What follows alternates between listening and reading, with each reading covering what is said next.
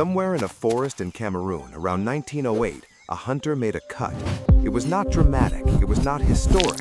It was just a man butchering a chimpanzee for food, the way his people had done for thousands of years. He got a small wound on his hand. The chimpanzee's blood mixed with his, and in that single, unremarkable moment, the most devastating pandemic in modern human history began. A virus crossed from one species to another.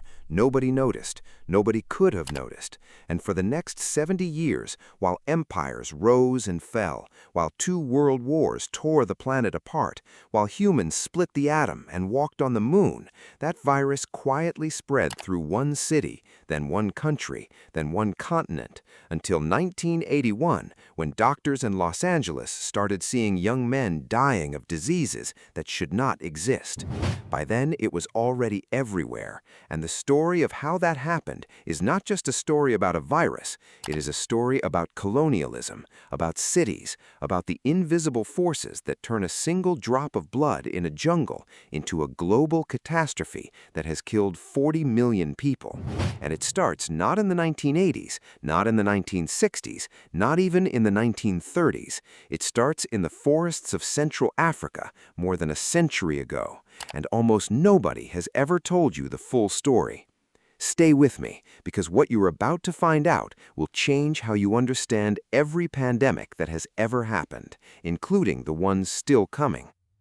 Let us start with the animal, because before HIV was a human disease, it was something else entirely. Chimpanzees in the forests of Central Africa carry a virus called SIV, simian immunodeficiency virus.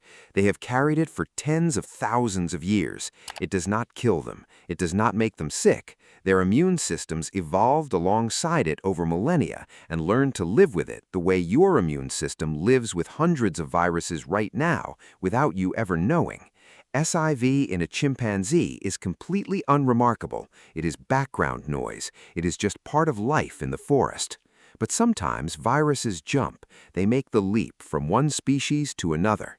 Usually when they do this, they fail. The new host's immune system is different enough from the original host's that the virus cannot replicate efficiently. It infects one individual and goes nowhere, a dead end. Viruses make these failed jumps constantly. Most of them you will never hear about because nothing happened. Except, sometimes, something does happen.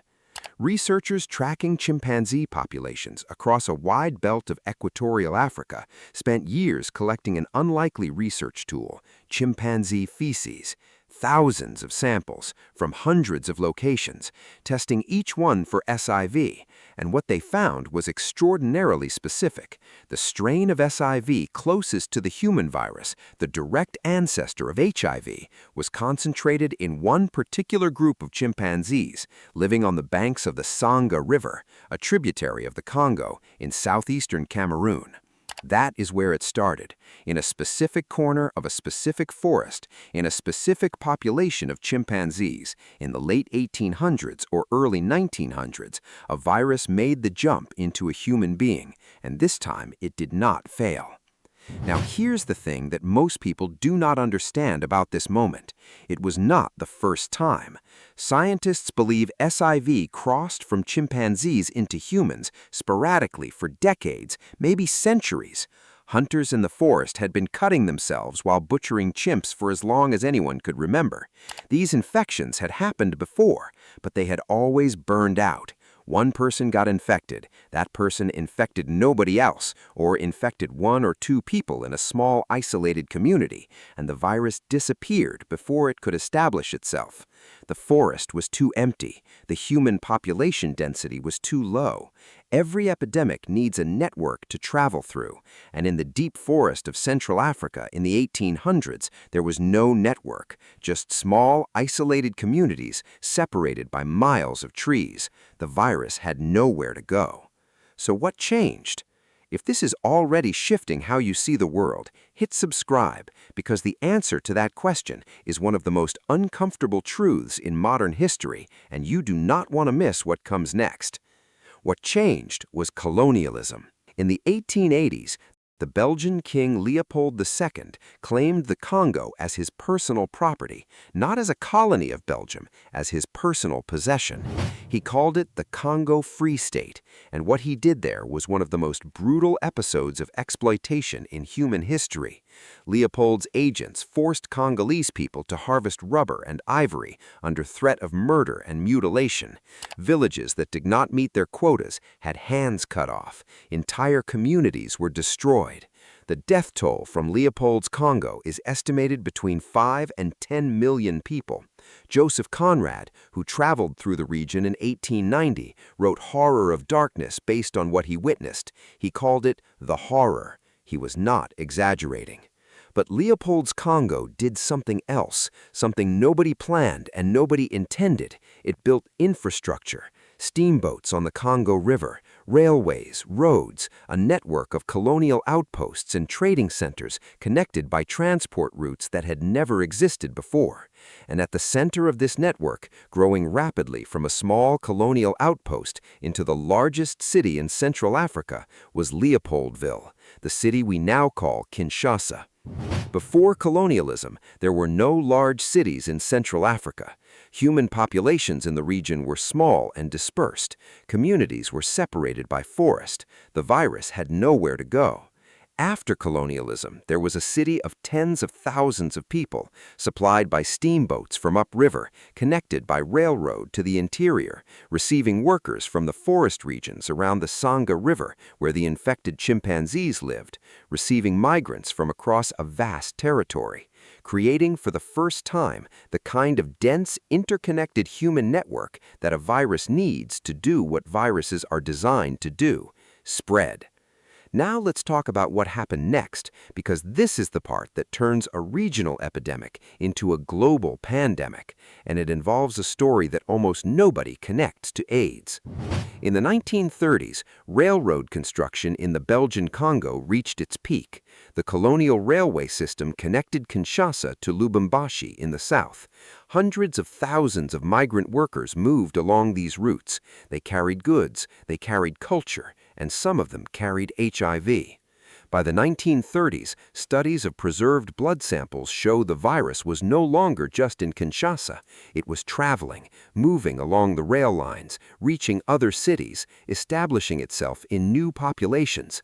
All of this while the world had no idea it existed, while it had no name, while the doctors treating patients who died of its effects were treating the symptoms, the infections, the wasting, the immune collapse, without ever knowing the cause. Here's a number that should hit you hard.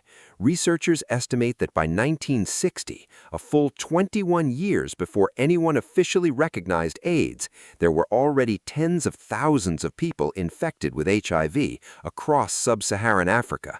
Tens of thousands, an invisible epidemic, silent, spreading, killing people who were diagnosed with everything except what they actually had.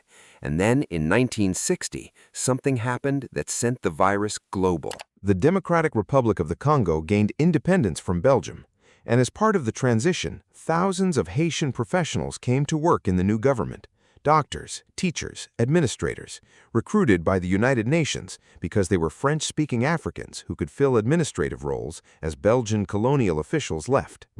Some of those Haitians were exposed to HIV, and when they returned to Haiti in the late 1960s, they brought the virus with them. From Haiti, HIV crossed to the United States. Genetic analysis traces the specific strain responsible for most North American infections to a single introduction event, one person carrying the virus from Haiti to the United States, most likely in 1969. 12 years before doctors in Los Angeles would write the first medical paper describing AIDS as a new disease. By the time that paper was published in 1981, the virus had already been in the United States for over a decade, already in the blood supply, already in communities across the country, already killing people who were dying of pneumonia and cancer that their doctors could not explain. The man who is sometimes wrongly called Patient Zero, a Canadian flight attendant named Gaetan Dugas, who was vilified for decades as the person who brought AIDS to North America, was not Patient Zero. Genetic analysis published in 2016 by researcher Michael Warabi proved conclusively that Dugas was infected well after the virus had already established itself across the United States. He was not the beginning, he was just the one who got blamed. His name was cleared almost 30 years after his death. Let that settle for a moment. So here is the full timeline of HIV, and I want you to sit with what it means. 1900, a hunter in the forests of southeastern Cameroon gets a cut while butchering a chimpanzee.